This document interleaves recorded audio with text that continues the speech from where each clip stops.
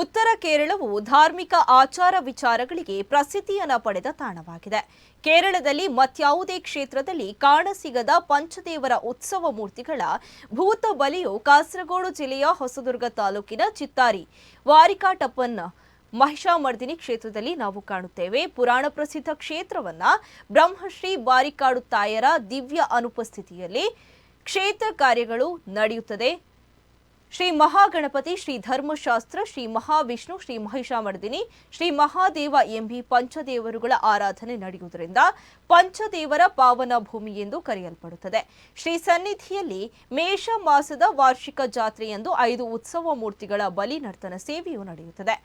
ಇದು ಕೇರಳ ರಾಜ್ಯದ ಬೇರೆ ಯಾವುದೇ ಸನ್ನಿಧಿಯಲ್ಲಿ ಇಂತಹ ಅಪರೂಪದ ವಿದ್ಯಮಾನ ನಡೆಯುವುದಿಲ್ಲ. ಶ್ರೀ ಕ್ಷೇತ್ರದಲ್ಲಿ ಮಹಿಷಾಮರ್ದಿನಿ ಗುಡಿಯು ಪ್ರತ್ಯೇಕವಾಗಿದ್ದು ಪಡುವಣ ದಿಕ್ಕಿಗೆ ಮುಖ ಮಾಡಿದೆ. ಉಳಿದ 4 ಉಪದೇವರುಗಳಿಗೆ ಪ್ರತ್ಯೇಕವಾದ ಗುಡಿಯಿದ್ದು ಅದು ಮೂಡಣ ದಿಕ್ಕಿಗೆ ಮುಖ ಮಾಡಿದೆ. ಶ್ರೀ ಕ್ಷೇತ್ರದಲ್ಲಿ ಮೇ 8ರಂದು ನಡೆದ ವಾರ್ಷಿಕ ಜಾತ್ರೆಯಲ್ಲಿ ನಡೆದ ವಿಜೃಂಭಣೆಯ ಜಾತ್ರೆಯಲ್ಲಿ ಕೇಂದ್ರ ಬಿಂದುವಾದ ಬಲಿನರ್ತನ ಸೇವೆಯು ಝಲಕ್ಕಿಳಿದೆ.